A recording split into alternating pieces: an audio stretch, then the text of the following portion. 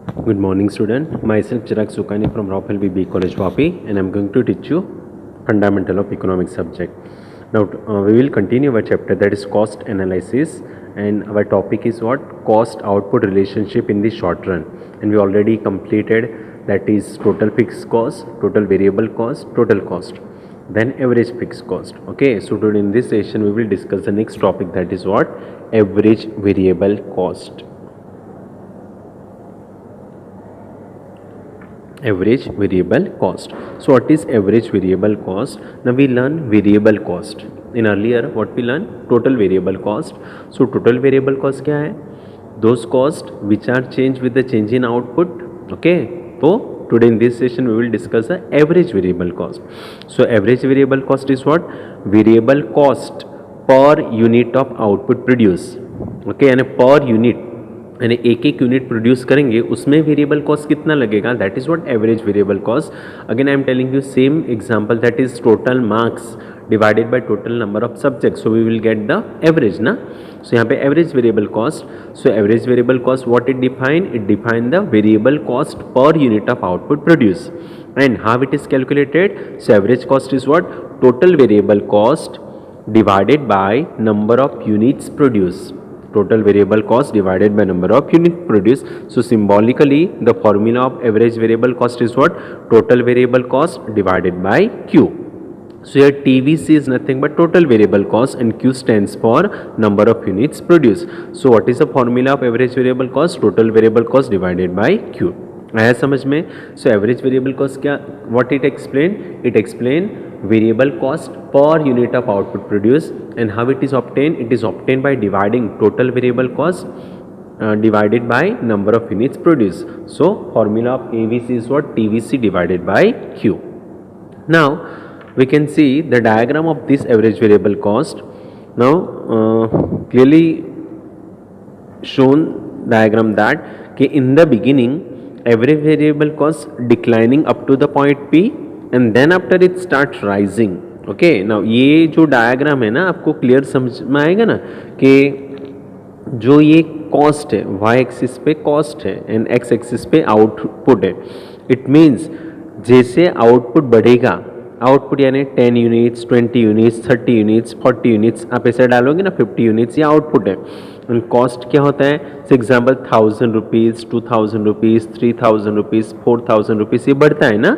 Now ये average variable cost का curve देखो कि बिगिनिंग में वो डिक्लाइनिंग होता है Q से P तक. Q से P डिक्लाइनिंग होता है कॉस्ट. जैसे आउटपुट बढ़ता है ना, कॉस्ट डिक्लाइनिंग होता है. देन आफ्टर एज आउटपुट मोर इंक्रीजेज, एवरेज वेरिएबल कॉस्ट एकदम राइज होता है. P से R एकदम राइज हो रहा है, दिख रहा है ना आपको डायग्राम में. ओके, सो ये सॉरी, तो ये डायग्राम को समझाना है कि इन द बिगिनिंग वो डिक्लाइनिंग होता है Q से P तक, then after it go on rising. Okay, now यहाँ पे देखो कि Q का कॉस्ट कितना है, यहाँ तक दिख रहा है एंड यहाँ पे आउटपुट है. P का आउटपुट यहाँ तक है एंड कॉस्ट डिक्लाइनिंग हो गया. एंड जैसे आउटपुट बढ़ रहा है अप टू R, देखो कॉस्ट, आउटपुट बढ़ेगा तो कॉस्ट भी बढ़ रहा है. ये इसका डायग्राम का मेन एक्सप्लेनेशन है. So from this diagram it will be seen that कि average variable cost declining in the beginning up to the point P, okay, and then starts rising sharply after the point P. Point P के बाद वो एकदम rise हो रहा है. This is because ये ऐसा क्यों होता है? तो यहाँ पे और मैं ऊपर ले रहा हूँ, समझना अच्छे से यहाँ तक. Now कि in the beginning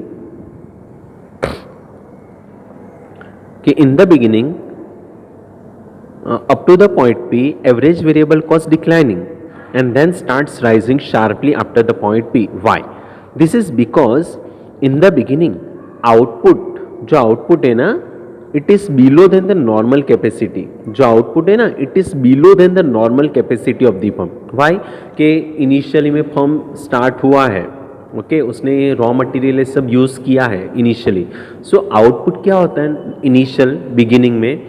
generally less than the normal capacity of the firm, यानी फर्म का जितना नॉर्मल कैपेसिटी है ना, वहाँ तक हम लोग आउटपुट प्रोड्यूस नहीं कर पाते in the beginning.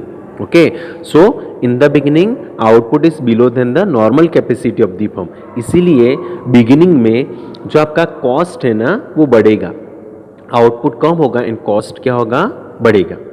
Now as output increases, अभी आउटपुट बढ़ने लगा, अभी आउटपुट बढ़ने लगा, as output increases and reach normal capacity of the firm, यानी जहां तक फर्म का normal capacity up to P, okay, तो average variable cost declining up to the point P where it is lowest, वहां पे देखो आपका जो कॉस्ट है ना सबसे मिनिमम है एंड आउटपुट भी बढ़ रहा है। Okay, now as output further increases, अभी और आउटपुट बढ़ाने लगे, okay, when output increases beyond the normal capacity, अभी फर्म की जो नॉर्मल कैपेसिटी थी ना वो कंप्लीट हो गई, अप टू पॉइंट पे नॉर्मल कैपेसिटी तक यूज किया था, अभी उसकी नॉर्मल कैपेसिटी कंप्लीट हो गई, ये टाइम पीरियड तो शॉर्ट है ना, तो नॉर्मल कैपेसिटी हम लोग चेंज नहीं कर सकते, फिक्स कॉस्ट हम लोग चेंज नहीं कर सकते शॉर्ट पीरियड में, सो फर्म क्या करेगा, यूज करेगा more of the raw material, use करेगा more of the labour. Okay, so after the point P once normal capacity gets exhausted, यानी कंप्लीट हो गई, एंड एज आउटपुट इंक्रीजेस ना, then average variable cost shown rising, वो बढ़ता जाएगा as output increases. Okay, तो when the output increases beyond the normal capacity ना, average variable cost show sharp rise and goes on increasing with every increase in the output, यानी जैसा output बढ़ता जाएगा ना आपका एवरेज वेरिएबल कॉस्ट का cost भी बढ़ता जाएगा।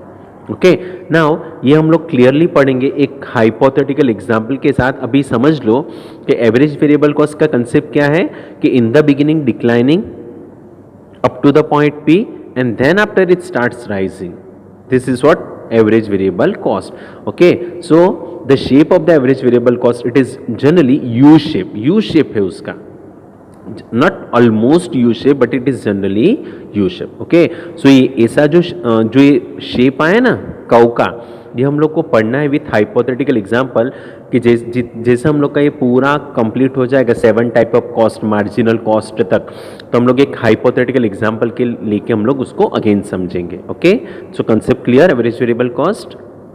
Okay, now next is what, average cost, it is also known as what, average total cost. जैसे हम लोग ने पढ़ा है ना, ये total fix cost and total variable cost, तो क्या मिला, टोटल कॉस्ट मिला। Okay, likewise average variable cost and average fix cost, उसको कंबाइन करेंगे तो हमें क्या मिलेगा, average cost. Okay, so next concept is what, average total cost, it is also known as what, average cost. Now average total cost और average cost is what, total cost divided by total output produce.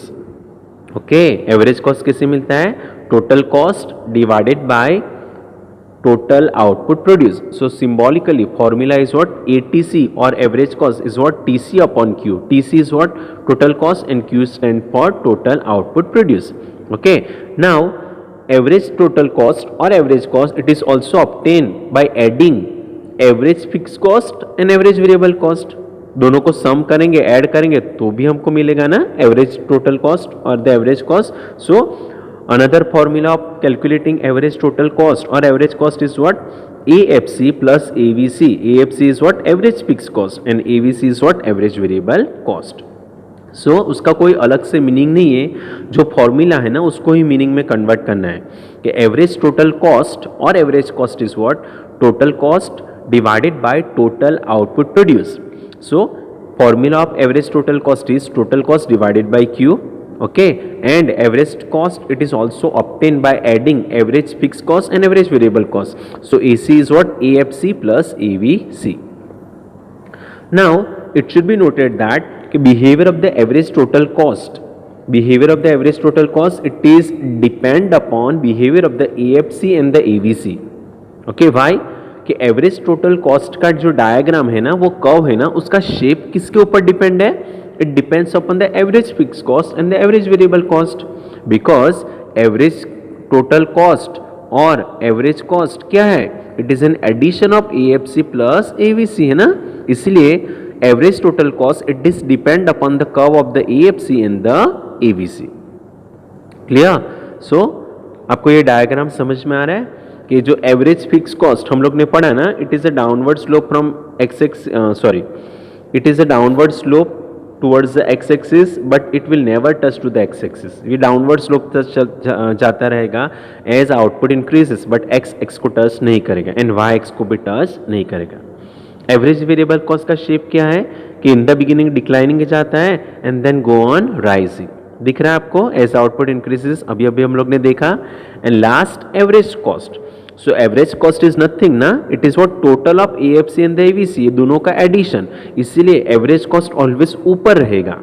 Average cost always ऊपर रहेगा of the AFC and the AVC, because average cost क्या है, it is an addition of AFC and the AVC. इसलिए बोला जाता है कि behaviour of average total cost it is depend upon the behaviour of the AFC curve and the AVC curve. Okay, so the curve of the ETC it is always on top of the AFC and the AVC. यानी average total cost का curve है ना, always ऊपर रहेगा, always ऊपर रहेगा of the AFC and the AVC because it is a total of AFC and the AVC. And the average total cost, the shape it is almost U shape. U shape की तरह उसका shape बनेगा. आया समझ में?